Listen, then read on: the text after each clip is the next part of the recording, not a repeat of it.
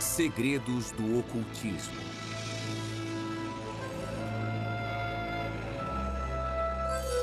Os cientistas.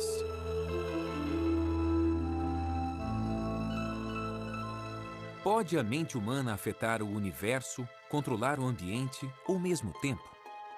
Os cientistas continuaram de onde os praticantes do ocultismo pararam e buscaram resolver mistérios que os magos há muito tempo tentavam entender. –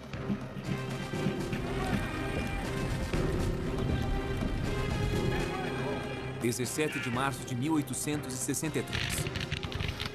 John Pelham conduz sua tropa para a Batalha de Kelly's Ford, na Virgínia. Pelham é lembrado por sua coragem, mas essa foi sua última batalha. Mais de um século depois, em Illinois, Margaret Barrett sente uma dor terrível na cabeça. Teriam essa enfermeira do meio oeste e um major da Guerra Civil alguma conexão? Margaret acredita que foi o major numa vida passada. Quando as pessoas têm uma experiência com vidas passadas, a verdade é inquestionável. É uma prova autoevidente. Qualquer um pode duvidar da existência dessa vida passada, menos a pessoa que a experienciou. Você não pode tirar isso dela. Ela sabe. A maioria pensa diferente, mas homens como Isaac Newton, Galileu e Carl Jung são responsáveis por alguns dos maiores avanços na ciência, que um dia foram considerados misticismo. Como saber se coisas que vemos hoje como sobrenaturais e inconcebíveis não se mostrarão ciência totalmente legítima daqui a 50 anos? Desde a Renascença, os cientistas foram muito além das fronteiras estabelecidas. Antes da era da tecnologia, os cientistas confiavam na crença e na intuição. Os primeiros ocultistas acreditavam que o universo era um campo de consciência que eles acessavam para decifrar a obra dos deuses. Achamos que estamos separados uns dos outros, mas nós somos parte de um vasto universo. Essa é a ideia central que os magos ocultistas tinham. Eles expressavam muito bem quando diziam, assim no céu como na terra. Significa que não importa para onde olhemos, os padrões são os mesmos. No nível microscópico, no nosso nível ou no nível cósmico. Aqueles magos acreditavam que o universo e a mente estavam ligados. Uma conexão que os físicos quânticos ainda estão tentando provar. As pessoas acham isso eletrizante, essa sobreposição que existe entre o modo como o cérebro funciona e como o universo funciona. Mas outras práticas da nova era, como o uso da mediunidade e a exploração de vidas passadas, não são aceitas.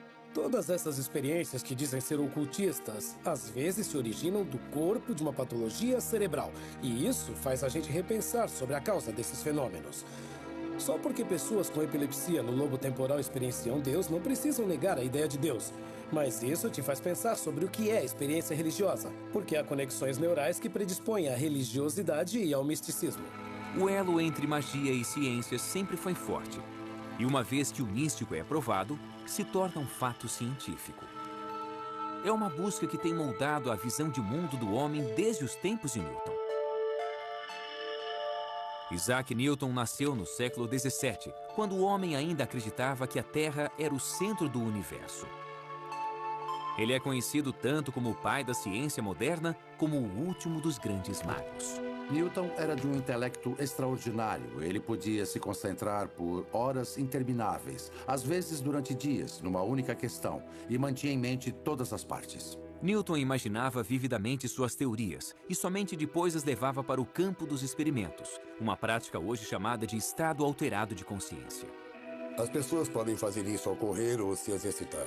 Dá para fazer isso jejuando, dá para fazer isso bebendo, se drogando, dá para fazer isso rezando, meditando, ou então pela hipnose. Há muitas práticas diferentes ao longo de milhares de anos pelas quais as pessoas alteram seus estados de consciência. Eu acho que a criatividade requer algo como a aceitação da intuição, aceitação da inspiração, como ponto de partida para ideias que se revelam profundas, importantes, mesmo as ideias científicas.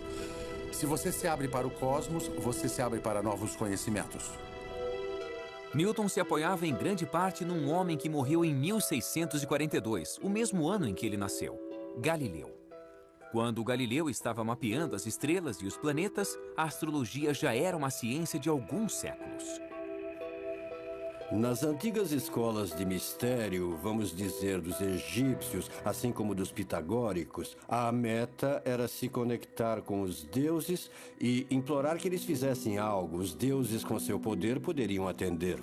Galileu não estava tentando contatar os deuses, ele estava tentando explicar sua obra. Durante a Renascença, os cientistas seguiram os ensinamentos de Aristóteles. As teorias desse grego do século III a.C. eram aceitas pela Igreja Católica. Bem, a ideia de movimento era muito diferente do que nós entendemos hoje em dia. A noção era de que todo tipo de objeto ou substância tinha seu lugar natural. E a terra estava embaixo, depois a água, o ar e o fogo, e por cima a quintessência da qual o céu era feito.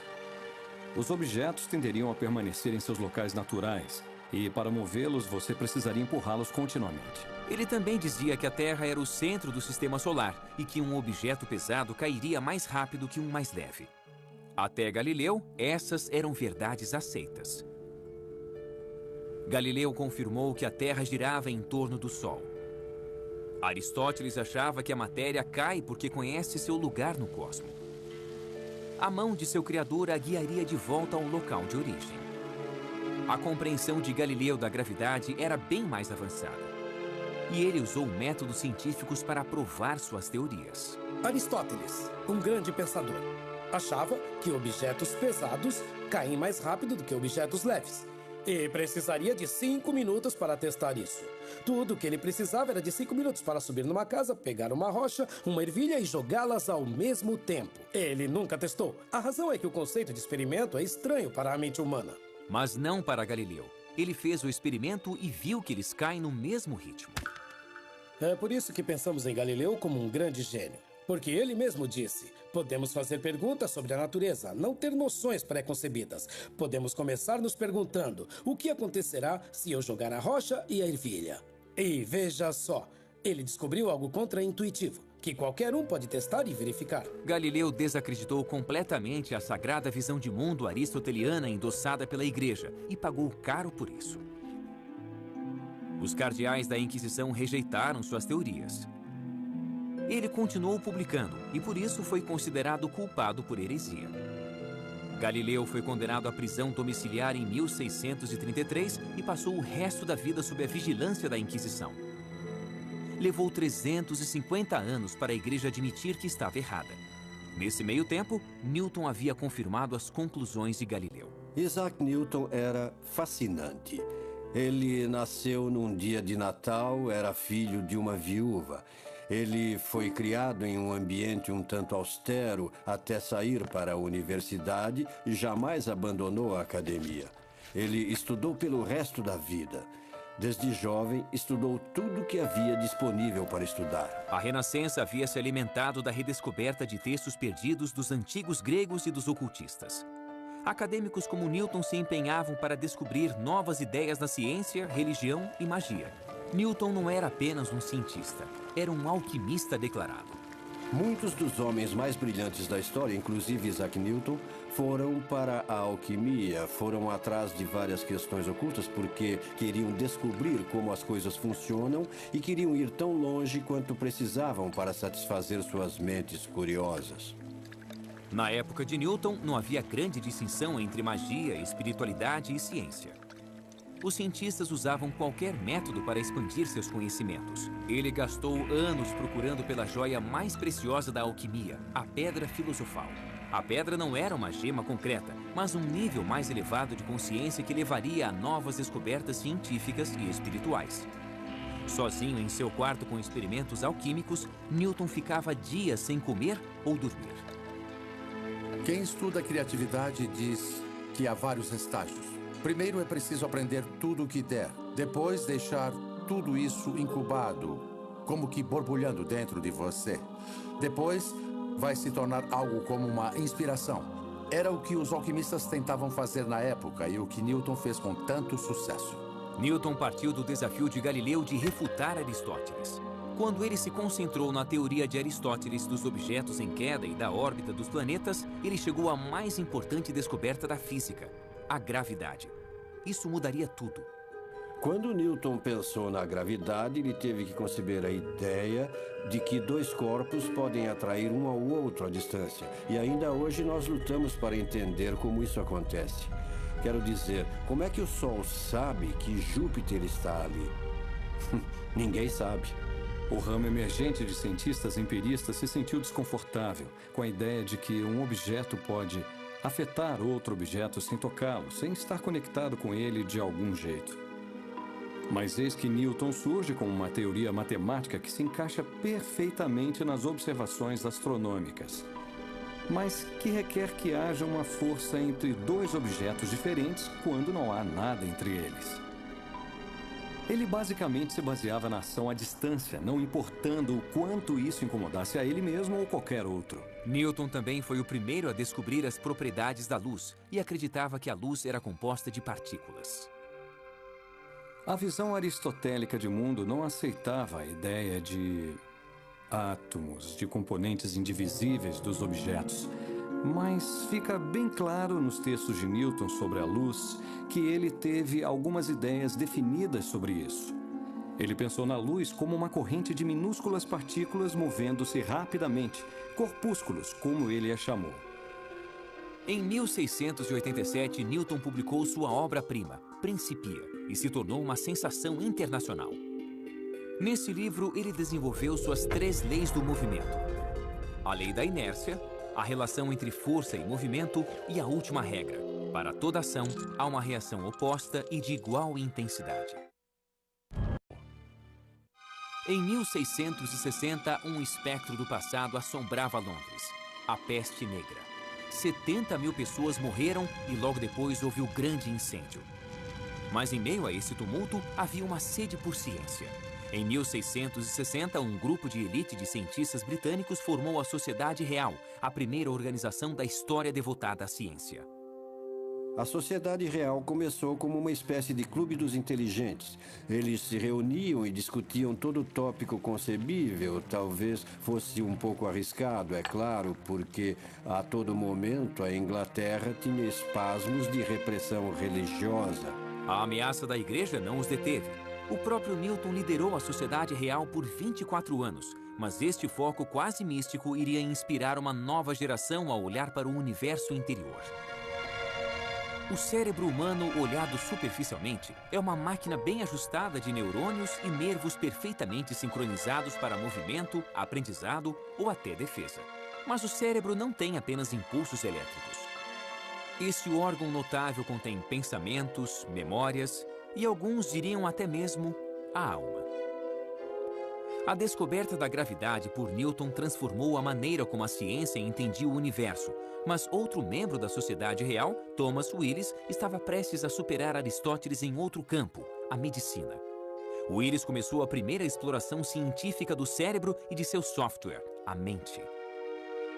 Thomas Willis foi um físico inglês. Ele descobriu como estudar o cérebro, o que era difícil de fazer, porque o cérebro deteriora poucas horas depois da morte. O progresso na medicina vinha sendo obstruído por um duradouro tabu contra a dissecação do corpo humano. Foi preciso um certo relaxamento das regras para que a dissecação ocorresse. Muitas vezes os praticantes eram de fato criminosos, eram considerados criminosos apesar de serem cientistas. Aquilo era contra a lei e ia contra tudo e todos dissecar um corpo humano. Até a Renascença, os eruditos acreditavam na visão de Aristóteles de que o coração era a casa da mente.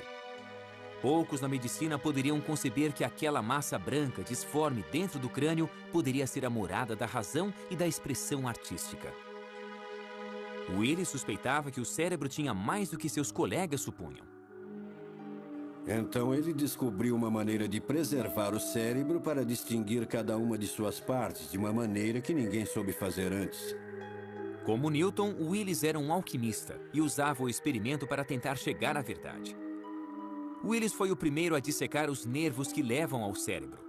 Ele explicou como funcionam em conjunto. Suas aulas deixavam as audiências enfeitiçadas. Em 1664, ele publicou Cerebri Anatomy, na época o mais completo estudo do cérebro. Um jovem estudante chamado John Locke partiu de seu trabalho para investigar a natureza do pensamento. Locke era, antes de mais nada, um filósofo. Em 1660, ele havia publicado um ensaio sobre a compreensão humana, também se distanciando de Aristóteles. John Locke desafiou a noção aristotélica de que as ideias eram inatas na mente humana. Ele preferiu se focar no desenvolvimento das ideias, no desenvolvimento de seu processo e em como o cérebro apreende o universo. Foi, de fato, uma das primeiras tentativas de descrever uma neurociência e o que o cérebro faz. A neurociência se tornou uma nova disciplina que permanece cheia de mistérios. É verdade que há um cérebro com os neurônios em ação e há uma mente. Mas no que diz respeito à mente, nós estamos apenas começando a entender como funciona. O que dizer da criatividade, da consciência? O que dizer da autopercepção? Os cientistas hoje entendem como o cérebro funciona dentro do crânio, mas ainda estão tentando descobrir como a mente pode afetar o mundo fora de seu invólucro. Franz Anton Mesmer, astrólogo e médico, topou com a hipnose quase por acaso. O experimento de Mesmer era voltado ao uso de magnetismo na cura de doenças. Franz Mesmer fazia com que as pessoas sentassem numa banheira e usava ímãs nessas banheiras. Ele mencionava o magnetismo animal. É muito interessante porque os ímãs voltaram à moda hoje. E médicos vêm usando o eletromagnetismo como tratamento. Primeiro, Mesmer acreditou que os ímãs externavam a força invisível do magnetismo animal. Depois, pensou que a força emanava dele mesmo e abandonou os ímãs. Na verdade, Mesmer só havia redescoberto outra arte ocultista perdida. O primeiro registro de hipnose induzida num papiro que está no Museu Britânico se deu na corte de Quéops, no Egito, mais de 5.000 anos atrás. Posteriormente, videntes do oráculo grego de Delfos se auto-hipnotizavam para prever o futuro.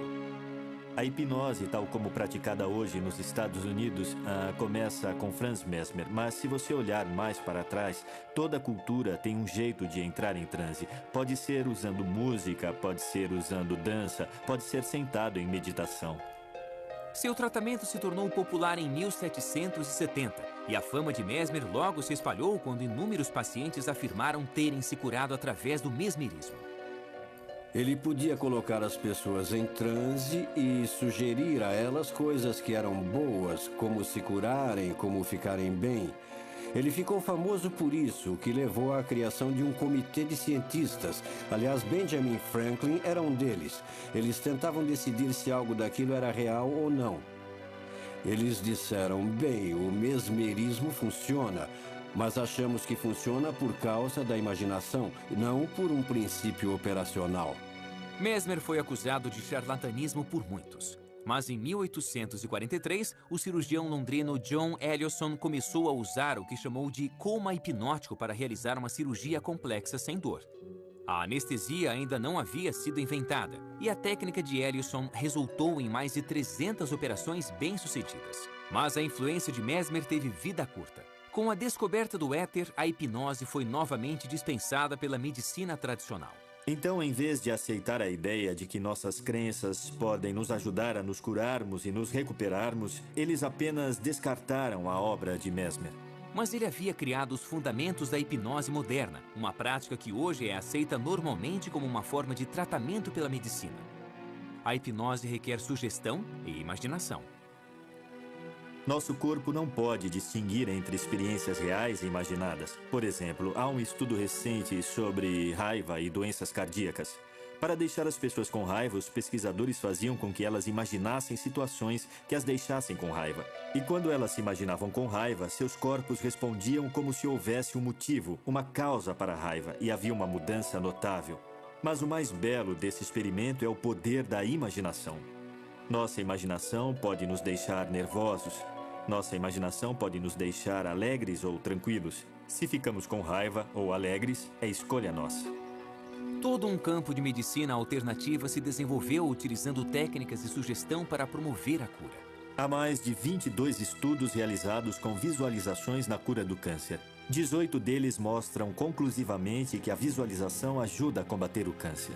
Não é surpresa. Obviamente, a nossa mente regula funções corporais. Então, se você pode influenciar a mente, seja pela meditação, seja desenvolvendo certas frequências de ondas mentais, seja apresentando imagens e ideias, é claro que você deverá obter um efeito na materialidade da doença ou uma eficácia no tratamento. Cientistas estudaram o fenômeno cuidadosamente, mas ainda não é claro como e por que ele funciona. Há 2 critérios quando se encontra um novo fenômeno.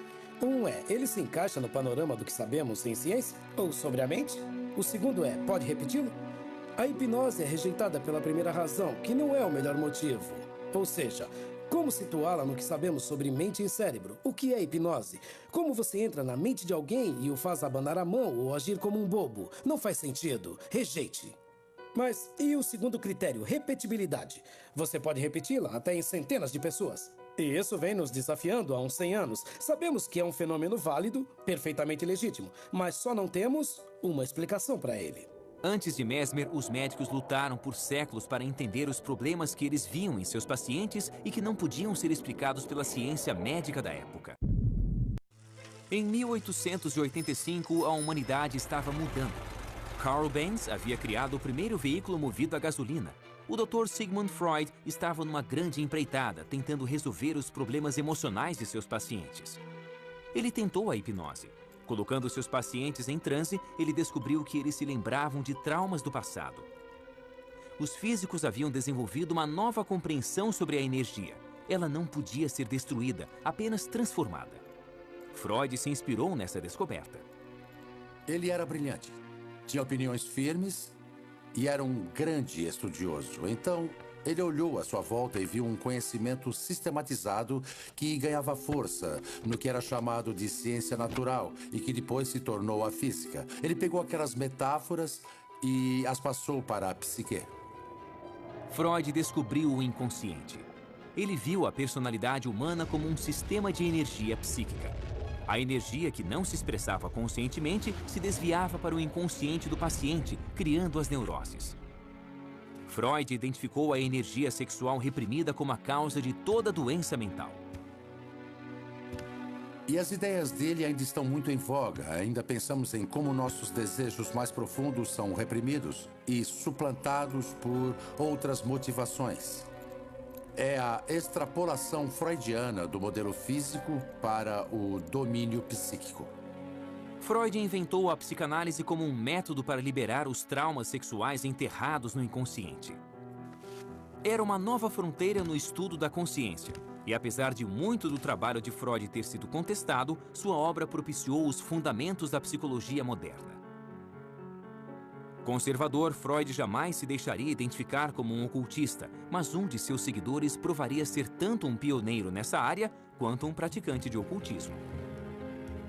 Ele queria saber tudo a respeito de tudo, ele lia de tudo. Ele viajou para a África, viajou para a Índia, ele viajou para a América. Ele era alguém que tinha um apetite voraz pela experiência e por tentar entender a psique em todos os tempos e locais e em todos os cantos do planeta. Carl Jung nasceu 10 anos antes de Freud inventar a psicanálise. Filho de um pastor, Jung conduziu experimentos espiritualistas. Ele se tornou psicólogo para explorar as dimensões da mente, mas por toda a vida nunca perdeu o fascínio pelo oculto. Seu herói, Freud, se tornou tanto seu mentor quanto seu maior rival. Ele não conhecia Freud até 1907. E quando eles se viram, conversaram por 13 horas seguidas. E uma das coisas que vieram à tona foi o ocultismo. Jung havia sido um defensor da teoria sexual de Freud sobre a histeria antes de se conhecerem. Ele a defendeu publicamente, mas não achava que a teoria sexual explicava tudo. E quando ele se sentou com Freud por 13 horas, Freud assumiu uma expressão muito séria. Olhou para Jung e disse: "Você precisa fazer uma coisa, meu filho. Você precisa me prometer que nunca vai abandonar a teoria sexual e que vai fazer dela um dogma, uma fortaleza contra a maré negra de lama." Então ele hesitou e disse: "Do ocultismo." Jung se recusou a acreditar que a repressão sexual explicava tudo e não pensava em desistir do ocultismo. E Freud garantiu que Jung pagaria o preço. Jung, na época da ruptura com Freud, era presidente da Associação Internacional de Psicanálise. E Freud não queria deixar a instituição a cargo de Jung. Então, nos bastidores, quase numa prática ocultista, ele formou um pequeno comitê e deu a cada um dos membros um anel e fez com que cada um jurasse segredo. Então, eles começaram uma certa conspiração para se livrarem de Carl Jung. Depois de romper com Freud, Jung caiu numa depressão de 6 anos. Ele se retirou para sua casa de campo em Bollingen. Como Newton, muitos séculos atrás, ele estava em busca de sua própria pedra filosofal.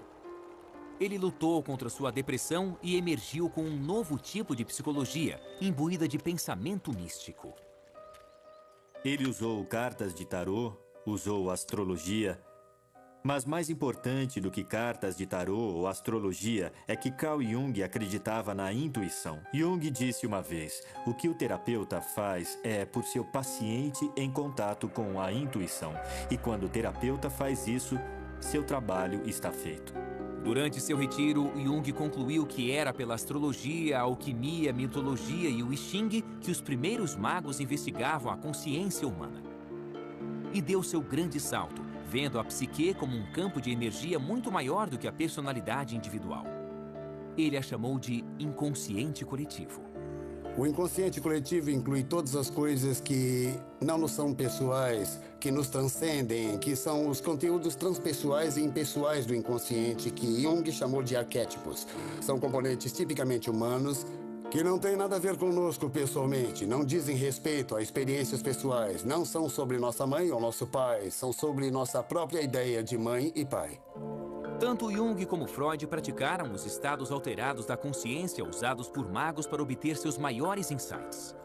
Para Freud, era um método de associação livre. Para Jung, era um método de imaginação ativa, onde você deliberadamente induz a fantasia e fala sobre aspectos de você que estão personificados em formas imagéticas. É como no ocultismo, na mediunidade ou nas sessões, pensando que você fala com os mortos, quando na verdade você fala consigo ou com diversos eus interiores. Freud havia isolado a personalidade num pacote de neuroses, guiado apenas pela repressão sexual, ao passo que Jung levou o individual a um patamar maior, um lugar mais vasto da humanidade, com sentido e continuidade.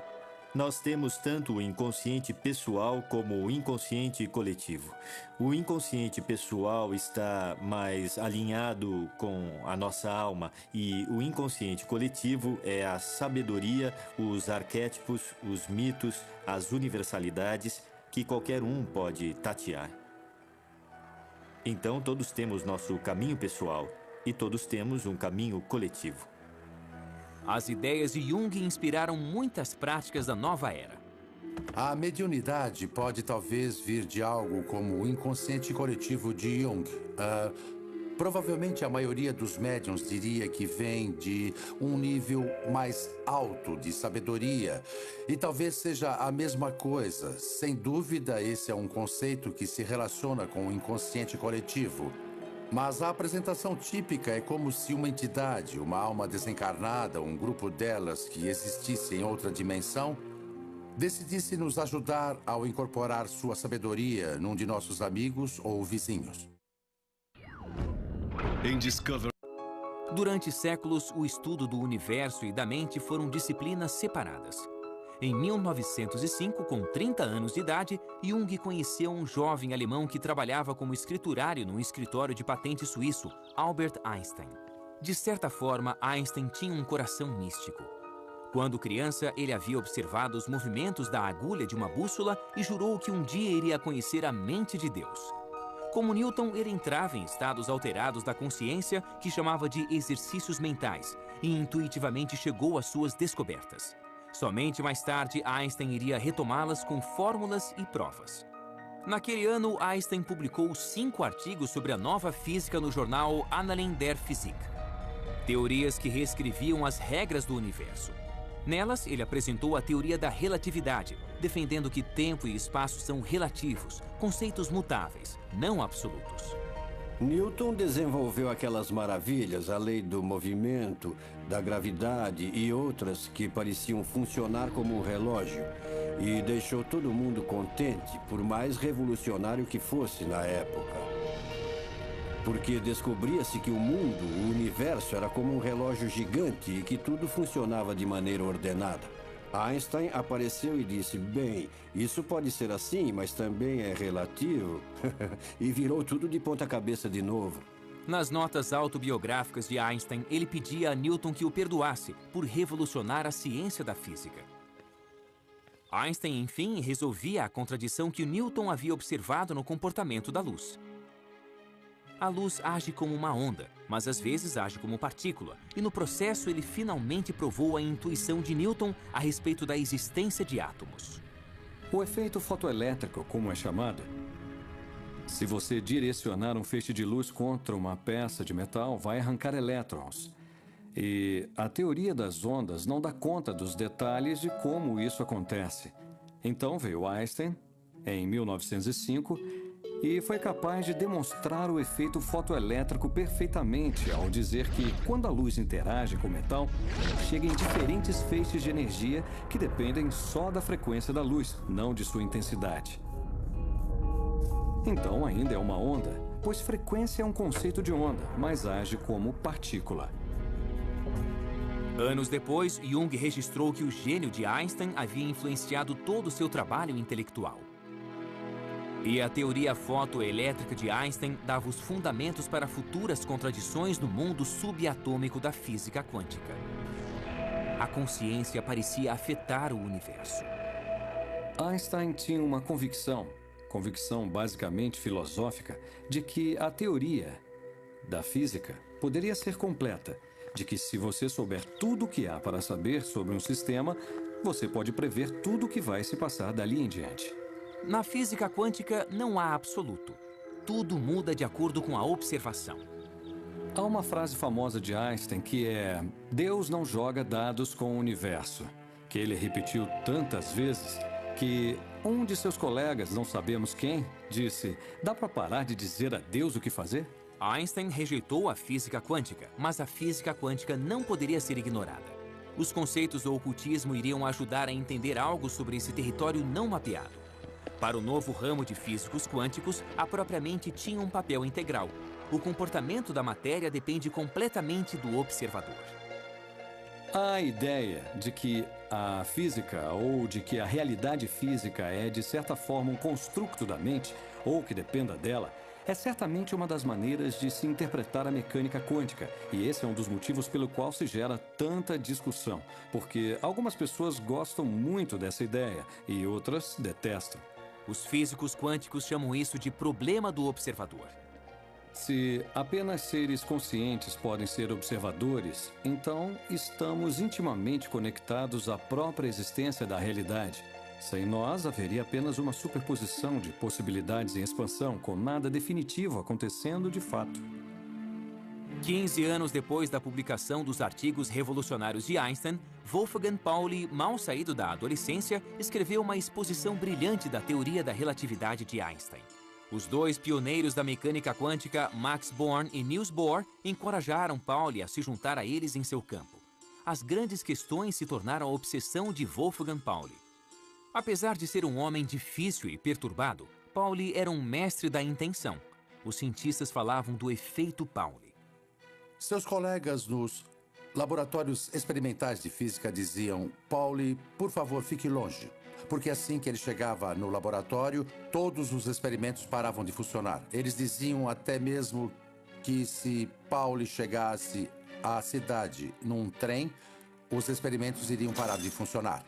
Ele, como muitos outros que tomamos como grandes cientistas, era um propositor consumado. Ele podia projetar o que estava para acontecer, e acontecia de certa maneira. Ele era um dos mais criativos pensadores da mecânica quântica por isso. Pauli, como Newton, mergulhou fundo em seu trabalho e acabou tendo um colapso mental. Em 1948, ele foi ao recém-criado Instituto C.G. Jung, em busca de ajuda do agora famoso psicólogo. Assim que ele entrou no quarto, o efeito Pauli ocorreu. De repente, um vaso caiu no chão. Ambos iriam mais tarde que, quando o vaso se estilhaçou, eles reconheceram seus destinos. Juntos, eles tentariam compreender o universo usando tanto a física quanto a psicologia. Pauli se tornou um dos grandes contribuidores no desenvolvimento da física quântica, em parte pelas intuições de que ele se valia e, ao menos em parte, pela colaboração com um grande pensador intuitivo, Carl Jung, num campo bem diferente do seu. E, por sua vez, Jung entendeu muito mais e foi mais capaz de expressar com rigor as coisas que sabia devido às contribuições de Pauli. O próprio incidente os levou a desenvolver o conceito de sincronicidade, onde dois eventos supostamente aleatórios colidem para criar significado. Sincronicidade, como Jung define, é a correspondência entre um estado psíquico interior, um estado psicológico e algum evento externo. Essa correspondência tem um alto grau de improbabilidade, parecendo aleatória ou acidental, ou apenas coincidência ou então acaso. Jung e Pauli combinaram seu brilhantismo e sua intuição e chegaram a uma teoria do universo. Se a matéria se comporta de acordo com a observação, teriam os homens feito sua própria realidade? Teriam os pensamentos e sonhos coletivos das pessoas criado o mundo? É uma noção que muitos cientistas rejeitam e que ecoa o ocultismo. As antigas ideias ocultistas de uma consciência latente que permeia nosso mundo tornam muitas das interpretações da mecânica quântica muito mais simples. Porque se a consciência é essencial para o ato da observação, para trazer uma realidade definida dessas ondas quânticas de probabilidade, a vida, de certa forma, se explica melhor se houver outras fontes de consciência além da nossa. A última tentativa de se unificar as teorias de campo de Einstein é a teoria das cordas, que casa a física de Newton com a física quântica em uma nova teoria da gravidade. Teóricos das supercordas acham que no menor nível imaginável, toda a matéria é feita de cordas vibráteis. As diferenças nas observações em física quântica não viriam do inconsciente criando o universo, mas de pequenas variações nas vibrações. A teoria das cordas unifica o pequeno e o grande. Nós temos a teoria de Einstein da relatividade geral, que é uma teoria para a força gravitacional e funciona muito bem para explicar o universo em larga escala. Nós temos a mecânica quântica, que é a teoria do muito pequeno, que também funciona extremamente bem. O problema é que essas teorias não são compatíveis. Você não consegue chegar a uma teoria de gravidade quântica por nenhuma das abordagens convencionais. A teoria das cordas parece extremamente promissora porque é essencialmente uma teoria quântica. Se for provada, implica num fascinante reino de universos paralelos e múltiplas dimensões. O que a teoria das cordas faz elegantemente é dizer, ok, existem essas coisas minúsculas chamadas cordas de que são feitas todas as outras partículas que existem no universo. E essas cordas são apenas energia. Portanto, se nós descemos para a mais minúscula partícula ou menor elemento do que existe, já que se trata apenas de energia, podemos pensar em nós mesmos como mera energia, o que seria satisfatório para muita gente. Pode-se ver isso de uma maneira religiosa, química ou física. Mas essas teorias talvez nunca sejam provadas. Os cientistas afetaram nosso mundo com um trabalho que no começo parecia magia. Em 1895, Conrad Rankin fazia experiências com raios catódicos quando notou um brilho verde numa tela pintada em sua bancada. Mas o raio catódico estava coberto com papel preto, o que significa que os raios invisíveis atravessaram o objeto sólido. Investigando mais, ele descobriu que os raios podiam atravessar a pele, revelando os ossos da mão de sua esposa. Imagine a reação das pessoas. Aqui tem... Bom, tente imaginar que tem uma mesa e tem uma gaveta. E dentro dela tem um filme. Eu vou passar esses raios misteriosos por sua mão e você vai ver os seus ossos. Bom, as pessoas diriam que isso é sobrenatural, é ocultismo. De fato, ninguém acreditou nele. E ele disse, não vou publicar numa revista científica porque parece ocultismo. Então vou publicar num jornal. E ele publicou a mão da esposa no jornal. Dava para ver os ossos da mão e ele entrou para a história. A obra de Rankin poderia facilmente ter sido rejeitada. Será que outras crenças ocultistas se tornarão ciência? Nascida na Inglaterra, Margaret Barrett tinha pouco conhecimento da Guerra Civil Americana, mas se sentiu impelida a estudá-la. Um dia, ela se deteve sobre uma foto de John Pelham e notou uma enorme semelhança. Pelham, o galante, como era conhecido, foi morto pelas tropas da União aos 24 anos. Estaria ele vivo em Margaret? Margaret sofria de enxaqueca crônica. Ela fez uma cirurgia cerebral para o que eu acredito que fosse a mesma lesão da qual John Pelham morreu. John Pelham morreu quando uma bala explodiu na parte de trás da cabeça e atingiu o crânio. Margaret teve o mesmo problema que a levou à cirurgia cerebral. Então, o que fazer com a crença de Margaret na aparente conexão entre a morte de Pelham e seu problema? Quando conduzo uma regressão a vidas passadas, a primeira coisa é tentar criar uma ponte. A ponte é alguma conexão entre a vida corrente e a vida passada. Pode ser um medo, uma fobia, pode ser um trabalho, um relacionamento, não importa o que seja. Algumas vezes até sonhos podem se tornar pontes para a vida passada. Uma vez feita a história completa dessa pessoa, eu passo a hipnotizá-la. Então, o que tentamos fazer com a regressão é ajudar a pessoa a aprender sobre suas vidas passadas, para que elas não cometam os mesmos erros na vida corrente. Nós guardamos marcas dos que viveram antes de nós? Nós temos a ação e a inteligência à distância. A questão é que temos de nos conectar a isso, temos de estar conscientes dessa possibilidade. Desvendar as vidas passadas pode um dia ser tão corriqueiro quanto os raios-x? A maioria dos cientistas rejeita a ideia. No caso de Rankin, ele fez o experimento e qualquer pessoa pode repeti-lo e aceitá-lo. No caso do Galileu, Pedra Grande, Ervilha, qualquer criança pode fazer o mesmo. Mas isso não vale para tudo. Pegue a velocidade da luz, que Einstein diz que é finita. Precisamos de experimentos muito detalhados e quantitativos para provar que é correto. Não é uma coisa rápida. Talvez alguns desses fenômenos sejam tão imprecisos, tão sutis, que vamos demorar para desvendar. Mas parece uma farsa para mim. Não me parece fundado na verdade. Se você não pode testar uma proposição, se não há como testá-la, não faz parte do nosso conhecimento. O progresso tem sido alcançado por inovadores que querem ir mais além do que a realidade aceita. De maneira interessante, é como se a evolução fosse um tipo de revolução, podemos dizer, pois ela revolve sempre o mesmo tipo de ideias, expressas de maneiras diversas, com novas ferramentas para sondar mais profundamente o âmago do conhecimento. Mas, feitas as contas, nós estamos ainda olhando para o mesmo quadro, o mesmo universo, com a esperança de refinar um pouco mais a compreensão. Nós ainda trabalhamos de mãos dadas com os antigos magos. Hoje, a mente é tão misteriosa quanto o universo foi um dia. Poderão um dia os cientistas descobrir que os homens criaram sua própria realidade? Nós vamos alcançar alguns grandes avanços através da ciência, mas virão da ciência olhando para o que alguns podem chamar de oculto. Há certas coisas que eu acho interessantes nas crenças da nova era, porque eu acho que elas explicitam coisas que a ciência não pôde alcançar ainda.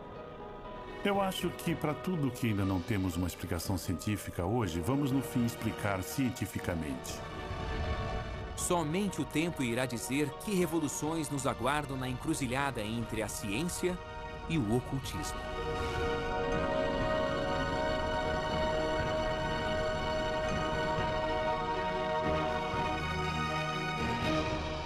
Versão brasileira, Tempo Filmes, São Paulo.